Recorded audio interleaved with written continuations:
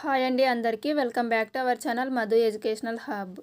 Friends, ఈ వీడియోలో 8th class biology text బుక్లోని 6th లెసన్ మొక్కలు జంతువులు సంరక్షణ, ఈ లెసన్లో ఉన్నటువంటి ఇంపార్టెంట్ ప్రాక్టీస్ బిట్స్ అయితే డిస్కస్ చేద్దాం. 8th బయాలజీ ప్లేలిస్ట్ కూడా డిస్క్రిప్షన్లో లింక్ ఇస్తాను. స్టార్టింగ్ నుంచి ఎవరైనా చూడాలనుకుంటే లింక్ని ఫాలో అవ్వండి.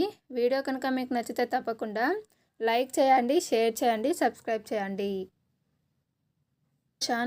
జంతువులకు వాటి ఆవాసాలకు ఎటువంటి భంగం కలగకుండా రక్షింపబడే ప్రదేశాలు ఏవి? ఆప్షన్ 1 వన్యప్రాణుల అభయారణ్యం, ఆప్షన్ 2 జాతీయ ఉద్యానవనం, ఆప్షన్ 3 జాతీయ రిజర్వ్, ఆప్షన్ 4 రక్షిత ప్రాంతాలు. ఆన్సర్ ఆప్షన్ 1 వన్యప్రాణుల అభయారణ్యం. నెక్స్ట్ క్వశ్చన్, వన్యప్రాణులు స్వేచ్ఛగా జీవిస్తూ అక్కడి ఆవాసాలను సహజ వనరులను వినియోగించుకునే సహజమైన రిజర్వ్ ప్రాంతం ఏది? ఆప్షన్ 1 వన్యప్రాణుల అభయారణ్యం, ఆప్షన్ 2 జాతీయ ఉద్యానవనం, ఆప్షన్ 3 జీవావరణ రిజర్వ్, ఆప్షన్ 4 రక్షిత ప్రాంతాలు. ఆన్సర్ ఆప్షన్ 2 జాతీయ ఉద్యానవనం. నెక్స్ట్ క్వశ్చన్, వన్యప్రాణులు వృక్ష జంతు వనరులు ఆ ప్రాంతంలో నివసిస్తున్న గిరిజన సాంప్రదాయ జీవన పరిరక్షణ కోసం ఏర్పాటు చేయబడిన విశాల ప్రాంతంతో కూడిన రక్షిత ప్రాంతం ఏది? ఆన్సర్ ఆప్షన్ 3 జీవావరణ రిజర్వ్. నెక్స్ట్ క్వశ్చన్, ఒక నిర్దిష్ట ప్రాంతంలో ప్రత్యేకంగా కనిపించే మొక్కలు లేదా జంతు జాతులను ఏమంటారు? ఆప్షన్ 1 ఎపిడమిక్ జాతులు, ఆప్షన్ 2 ఎండమిక్ జాతులు, ఆప్షన్ 3 టెండమిక్ జాతులు, ఆప్షన్ 4 సెండమిక్ జాతులు. ఆన్సర్ ఆప్షన్ 2 ఎండమిక్ జాతులు. ఇవి ఒక నిర్దిష్టమైన ప్రాంతంలో మాత్రమే కనిపిస్తాయి. నెక్స్ట్ క్వశ్చన్, అంతర సంతానోత్పత్తి సామర్థ్యం కలిగిన జనాభా సమూహాన్ని ఏమంటారు? ఆప్షన్ 1 ప్రజాతి, ఆప్షన్ 2 జాతి, ఆప్షన్ 3 తరగతి, ఆప్షన్ 4 రాజ్యం.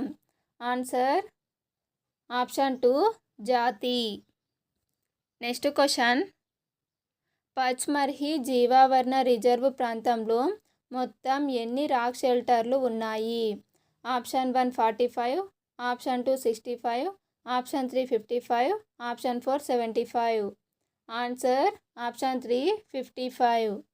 నెక్స్ట్ క్వశ్చన్, అంతరించిపోయేందుకు ఆవరణలో ఉన్న మొత్తం జంతువులు మొక్కల జాబితాను నమోదు చేయు పుస్తకం ఏది? అంతరించిపోతున్న జంతువులు మరియు వృక్షాల జాబితాను నమోదు చేయు పుస్తకం option 1 red data book. Next question, ఒక టన్ను కాగితం తయారు చేయడానికి పూర్తిగా పెరిగిన 17 వృక్షాలు అవసరమవుతాయి. బి ఉపయోగించిన కాగితాన్ని 7 నుంచి 9 సార్లు రీసైక్లింగ్ చేసి ఉపయోగించవచ్చు. ఫ్రెండ్స్, ఇక్కడ ఇచ్చినటువంటి స్టేట్మెంట్స్లో ఏ అనేది సరైనది, బి అనేది సరైనది కాదు. సో ఆప్షన్ 2 అనేది కరెక్ట్ ఆన్సర్. మనం ఉపయోగించిన కాగితాన్ని 5 నుంచి 7 సార్లు రీసైక్లింగ్ చేయవచ్చు. నెక్స్ట్ క్వశ్చన్, ఏ పక్షుల వలస అనేది ఒక సహజ ప్రక్రియ. వివిధ రకాల పక్షులు ఆహారం, సంతానోత్పత్తికి అనుగుణంగా మెరుగైన పర్యావరణ పరిస్థితులు, ఆవాసాలు వెతుక్కుంటూ ఎక్కువ దూరాలకు ప్రయాణిస్తాయి. దీనినే వలస అని అంటారు. బి కొన్ని వలస పక్షులు వాటి ఆవాసాలలో విపరీత వాతావరణ పరిస్థితులు తప్పించుకోవడానికి 15,000 కిలోమీటర్ల వరకు ప్రయాణిస్తాయి. పక్షులు దిశను కనుక్కోవడానికి భూ అయస్కాంత క్షేత్రాన్ని ఉపయోగించుకుంటాయి. ఫ్రెండ్స్, ఇవి రెండు కూడా సరైనవి. సో ఆప్షన్ 1 అనేది కరెక్ట్ ఆన్సర్. నెక్స్ట్ క్వశ్చన్, ప్రపంచంలోని 12 స్థూల జీవావరణ దేశాల జాబితాలో భారతదేశం 8వ స్థానంలో ఉంది. బి భారతదేశం ప్రపంచంలోని 34 జీవ వైవిధ్య హాట్స్పాట్లలో 4ని కలిగి ఉంది. ఫ్రెండ్స్, ఇవి రెండు కూడా సరైనవి కావు. సో ఆప్షన్ 4 అనేది కరెక్ట్ ఆన్సర్. ప్రపంచంలో 12 స్థూల జీవావరణ దేశాల జాబితాలో భారతదేశం 8వ స్థానం కాదు, 6వ స్థానంలో ఉంది. భారతదేశం ప్రపంచంలోని 34 జీవ వైవిధ్య హాట్స్పాట్లలో రెండింటిని మాత్రమే కలిగి ఉంది. అవి తూర్పు హిమాలయాలు, పశ్చిమ హిమాలయాలు. Next question. ఏ ప్రపంచవ్యాప్తంగా ముప్పు వాటిల్లుతున్న జాతులలో భారతదేశంలో 172 జంతు జాతులు ఉన్నాయి. బి ప్రపంచంలో మొత్తం ముప్పు వాటిల్లుతున్న జాతులలో 39% కలిగి ఉంది. ఫ్రెండ్స్, ఇందులో ఏ అనేది సరైనది, బి అనేది సరైనది కాదు, కాబట్టి ఆప్షన్ 2 అనేది కరెక్ట్ ఆన్సర్. ప్రపంచంలో మొత్తం ముప్పు వాటిల్లుతున్న జాతులలో 39% కాదు, 2.9% భారతదేశం కలిగి ఉంది. Next question. ఎండమిక్ జాతులు అంటే ఒక నిర్దిష్ట ప్రాంతంలో ప్రత్యేకంగా కనిపించే మొక్కలు లేదా జంతువుల జాతులు. బి ఒక నిర్దిష్ట రకపు జంతువులు లేదా మొక్క ఒక మండలం, ఒక రాష్ట్రం లేదా ఒక దేశానికి ఎండమిక్గా ఉంటుంది. ఫ్రెండ్స్, ఇక్కడ ఏబి సరైనవి కాబట్టి option 1 correct answer. Next question. ఒక జీవిని ఎండమిక్గా పేర్కొనుటకు కారణం ఏమిటి? ఆప్షన్ 1 దాని జనాభా తరిగిపోవడం. ఆప్షన్ 2 భూమిపై అలాంటి జీవి ఒక్కటి కూడా మిగలకపోవడం. ఆప్షన్ 3 దానిని వేటాడటం నిషేధించడం. ఆప్షన్ 4 ఒక ప్రత్యేకమైన ప్రాంతానికి మాత్రమే పరిమితమై ఉండటం. ఆన్సర్ ఆప్షన్ 4 ఒక ప్రత్యేకమైన ప్రాంతానికి మాత్రమే పరిమితమై ఉండటం. Next question. రెడ్ డేటా బుక్ను ప్రచురించే సంస్థ ఏది? Answer option 3 IUWC. Next question. ప్రకటన ఏ సాత్పురా జాతీయ ఉద్యానవనం లోపల రాక్ షెల్టర్లు కూడా కనిపిస్తాయి. ప్రకటన బి ఈ ఆవాసాలలో రాక్ పెయింటింగ్లు కనిపిస్తాయి. పచ్మర్హి జీవావరణ రిజర్వ్ ప్రాంతంలో 45 రాక్ షెల్టర్లు గుర్తించబడ్డాయి. ఫ్రెండ్స్, ఇందులో ఏ అనేది సరైనది, బి అనేది సరైనది కాదు, ఆప్షన్ 3 అనేది కరెక్ట్ ఆన్సర్. పచ్మర్హి జీవావరణ రిజర్వ్ ప్రాంతంలో 55 రాక్ షెల్టర్లు అనేవి గుర్తించబడ్డాయి. Next question. క్రింది వాటిలో సరికానిది గుర్తించండి. ఏ సాత్పురా జాతీయ ఉద్యానవనం లోపల రాక్ షెల్టర్లు కనిపిస్తాయి. ఇవి అడవులలో ఉన్న ఆది మానవ జీవితానికి నిదర్శనాలు. బి ఈ ఆవాసాలలో రాక్ పెయింటింగ్లు కూడా కనిపిస్తాయి. సి పచ్మర్హి జీవావరణ రిజర్వ్ ప్రాంతంలో మొత్తం 45 రాక్ షెల్టర్లు గుర్తించబడ్డాయి. డి ఈ పెయింటింగ్లలో దేవతల బొమ్మలు, దైవారాధన బొమ్మలు, దేవతామూర్తి, మొక్క ప్రతిమలు కనిపిస్తాయి. ఫ్రెండ్స్, ఇందులో సరికానివి సి మరియు డి. సో ఆప్షన్ 3 అనేది కరెక్ట్ ఆన్సర్. పచ్మర్హి జీవావరణ రిజర్వులో మొత్తం 55 రాక్ షెల్టర్లు అనేవి ఉన్నాయి. ఇక్కడ పెయింటింగ్లలో కనిపించేవి మానవులు, జంతువుల పోరాటాలు, వేటాడటానికి సంబంధించిన ప్రతిమలు, తర్వాత సంగీత వాయిద్యాలకు సంబంధించిన బొమ్మలు అనేవి కనిపిస్తాయి. Next question. క్రింది వానిలో సరైనవి. ఏ దేశంలో పులులను రక్షించేందుకు ప్రభుత్వంచే టైగర్ ప్రాజెక్ట్ ప్రారంభించబడింది. బి దేశంలో పులుల మనుగడ నిర్వహణను నిర్ధారించడం ఈ ప్రాజెక్టు యొక్క ముఖ్య లక్ష్యం. సి పులుల జనాభాలో గణనీయమైన పెరుగుదల పచ్మర్హి టైగర్ రిజర్వ్లో కనిపిస్తుంది. డి మన అడవుల నుండి నెమ్మదిగా కనుమరుగవుతున్న జాతులలో పులి ఒక్కటి. ఫ్రెండ్స్, ఇందులో సరైనవి ఏ, బి, డి. సో ఆప్షన్ 2 అనేది కరెక్ట్ ఆన్సర్. సి ఎందుకు రాంగ్ అంటే పులుల జనాభాలో గణనీయమైన పెరుగుదల అనేది సాత్పురా టైగర్ రిజర్వ్లో కనిపిస్తుంది. Next question. క్రింది వానిలో సరికానివి గుర్తించండి. ఏ జంతువుల సంఖ్య ఒక స్థాయి వరకు తగ్గిపోయి అంతరించిపోయే స్థాయికి చేరుకుంటాయో ఆ జంతువులను అంతరించిపోయే జంతువులు అంటారు. బి చాలా కాలం క్రితం అంతరించిపోయిన జంతువులకి ఉదాహరణ రాకాసి బల్లి. సి సహజ ఆవాసాలలో ఆటంకం కలగడం వలన కొన్ని జంతువుల మనుగడ కష్టంగా మారుతుంది. డి మొక్కలు, జంతువులను సంరక్షించుటకు అన్ని జాతీయ ఉద్యానవనాలలో కొన్ని మానవ కార్యకలాపాలు మాత్రమే అనుమతిస్తారు. జంతువులు మేపడం, ఔషధ మొక్కలు సేకరించడం వంటి కార్యాలకు అనుమతిస్తారు. ఫ్రెండ్స్, ఇందులో సరికానిది ఆప్షన్ డి. సో ఆప్షన్ 4 అనేది కరెక్ట్ ఆన్సర్. ఈ ఉద్యానవనాలలో మానవ కార్యకలాపాలకు అనుమతి అనేది ఉండదు. నెక్స్ట్ క్వశ్చన్, క్రింది వాటిలో సరైనవి. ఏ, పెద్ద జంతువుల కంటే చిన్న జంతువులు అంతరించిపోయే ప్రమాదం ఎక్కువ. బి, చిన్న జంతువుల కంటే పెద్ద జంతువులు అంతరించిపోయే ప్రమాదం ఎక్కువ. సి, చిన్న జంతువులు పెద్ద జంతువులు సమానంగా అంతరించబడతాయి. డి, జంతువులు పక్షులు మొక్కల కన్నా వేగంగా అంతరించిపోతాయి. ఫ్రెండ్స్, ఇందులో సరైనది ఆప్షన్ 2 అంటే ఏ మాత్రమే సరైనది. పెద్ద జంతువుల కంటే చిన్న జంతువులే తొందరగా అంతరించిపోతాయి. నెక్స్ట్ క్వశ్చన్, క్రింది వాటిలో సరికానివి గుర్తించండి. ఏ, వలస పక్షులు ప్రతి సంవత్సరం ఒక నిర్దిష్ట సమయంలో వాతావరణ మార్పుల కారణంగా సుదూర ప్రాంతాలకు ఎగురుకుంటూ వెళ్తాయి. బి, సహజ ఆవాస ప్రాంతాలలో వాతావరణం నివాసయోగ్యంగా ఉండకపోవడం వలన వలసలు వెళతాయి. సి, వలస పక్షులు ప్రతి సంవత్సరం అన్ని వేళల అన్ని సమయాల్లో వలస వెళ్తాయి. డి, ఏ పక్షులు అయితే వేరు ప్రాంతాలు చేరడానికి ఎంతో దూరాన్ని దాటుకొని వస్తాయో వాటిని వలస పక్షులు అని అంటారు. ఇందులో సరికానిది ఆప్షన్ సి. వలస పక్షులు ప్రతి సంవత్సరం అన్ని వేళల అన్ని సమయాల్లో వలస వెళతాయి అనేది సరికాదు.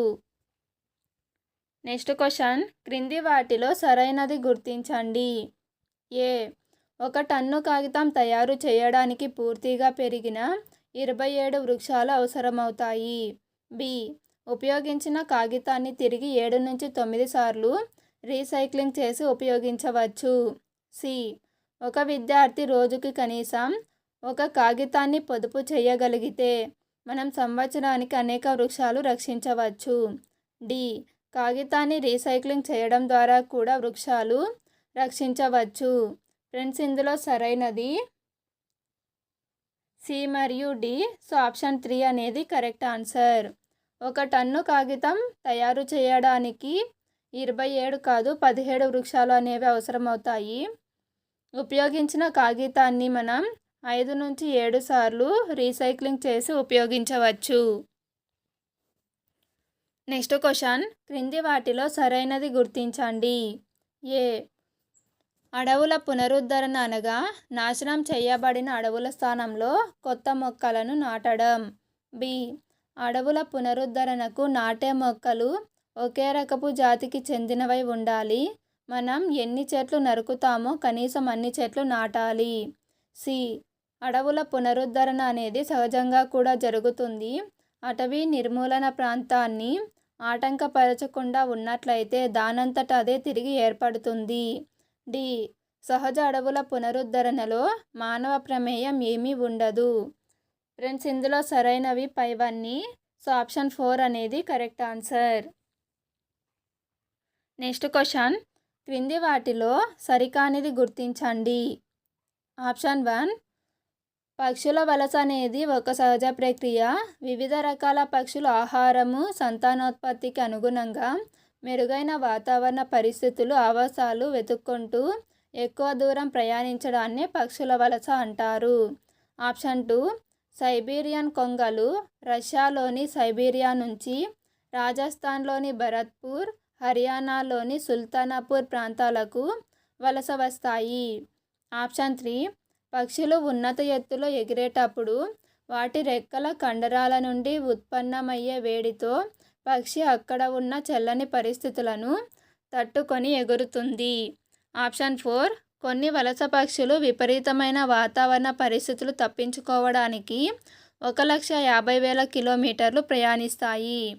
ఫ్రెండ్స్, ఇందులో సరికానిది ఆప్షన్ 4. కొన్ని వలస పక్షులు అనేవి విపరీత వాతావరణ పరిస్థితులు తప్పించుకోవడానికి 1,50,000 కిలోమీటర్లు కాదు 15,000 కిలోమీటర్లు ప్రయాణిస్తాయి. నెక్స్ట్ క్వశ్చన్, క్రింది వాటిని సరిగా జతపరచండి. ఫ్రెండ్స్ దీనికి ఆన్సరు ఆప్షన్ 3. వన్యప్రాణుల అభయారణ్యం అంటే జంతువులకు వాటి ఆవాసాలకు ఎలాంటి భంగం కలగకుండా రక్షించబడే ప్రదేశాలు. జాతీయ ఉద్యానవనం అంటే వన్యప్రాణులు స్వేచ్ఛగా జీవిస్తూ అక్కడి ఆవాసాలను సహజ వనరులను వినియోగించుకునే సహజమైన రిజర్వ్ ప్రాంతం. జీవావరణ రిజర్వ్ అంటే వన్యప్రాణులు వృక్ష జంతు వనరులు ఆ ప్రాంతంలో నివసిస్తున్న గిరిజన సాంప్రదాయ జీవావరణ పరిరక్షణ కోసం ఏర్పాటు చేయబడ్డ విశాల ప్రాంతంతో కూడిన రక్షిత ప్రాంతం. నెక్స్ట్ క్వశ్చన్, క్రింది వాటిలో సరైనవి గుర్తించండి. ఏ. జీవ వైవిధ్యం అంటే సాధారణంగా ఒక ప్రాంతంలో కనిపించే వివిధ రకాల మొక్కలు, జంతువులు, సూక్ష్మజీవులు. బి. జీవావరణ రిజర్వ్ ఆ ప్రాంతం యొక్క జీవ వైవిధ్య నిర్వహణ, సంస్కృతిని కాపాడటానికి సహాయపడతాయి. సి. జీవావరణ రిజర్వులలో ఎటువంటి ఇతర రక్షిత ప్రాంతాలు ఉండకూడదు. డి.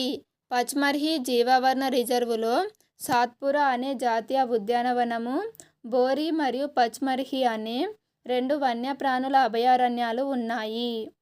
ఫ్రెండ్స్ ఇందులో సరైనవి ఏ, బి, డి. ఈ 3 కూడా సరైనవే కాబట్టి ఆప్షన్ 4 అనేది కరెక్ట్ ఆన్సర్.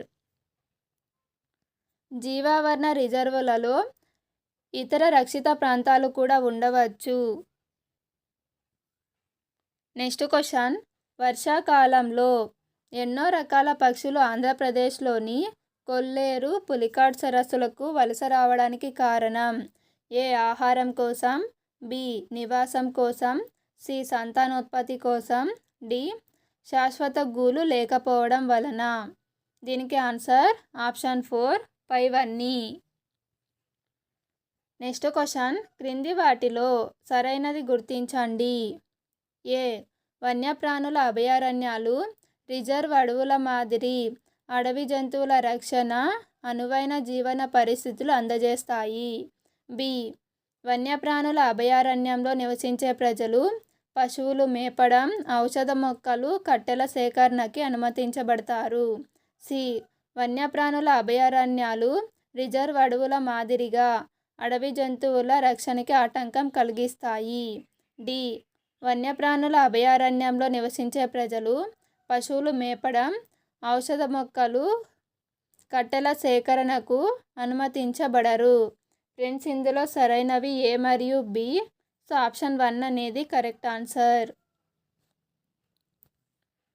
నెక్స్ట్ క్వశ్చన్, ఈ క్రింది వాటిలో సరైనవి గుర్తించండి. ఇక్కడ ఇచ్చినటువంటి ఆప్షన్స్లో సరైనది ఆప్షన్ 2. నిర్జీవ కారకాలైన వాతావరణము, నేల, నది, డెల్టాలు మొదలైన వాటితో పాటు ఒక ప్రాంతంలో అన్ని మొక్కలు, జంతువులు, సూక్ష్మజీవులతో ఆవరణ వ్యవస్థ అనేది రూపొందించబడుతుంది. నెక్స్ట్ క్వశ్చన్, స్వాతి వృధాగా ఉన్న కాగితాలను ఉపయోగించి గాలిపటాలను తయారు చేసింది. సుమతి వృధాగా ఉన్న కాగితాన్ని రుబ్బి ఆ ముద్దతో బుట్టలను తయారు చేసింది. ఇవి వరుసగా ఈ విధానాలకు ఉదాహరణలు.